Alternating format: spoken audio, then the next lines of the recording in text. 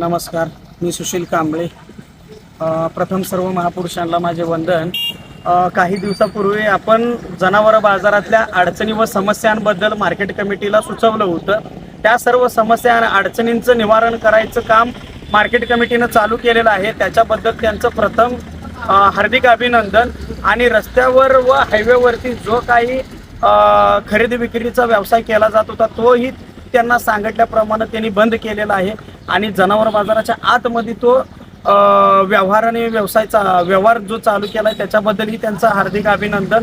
असंच सुरळीत आपले जनावर बाजार असो किंवा इतर आपल्या शहरातल्या प्रत्येक समस्या, तालुक्यातल्या प्रत्येक समस्या, अडचणी असलेल्या अशा सुरळीत चालाव्यात आणि व्यवस्थित व्हाव्यात ही माझी शासनाला आणि सर्व नेत्यांना आणि जे कोणी आता सध्याला सत्ताधारी किंवा गादीवर आहेत त्यांना ही नम्रतेची कळकळीची विनंती आहे.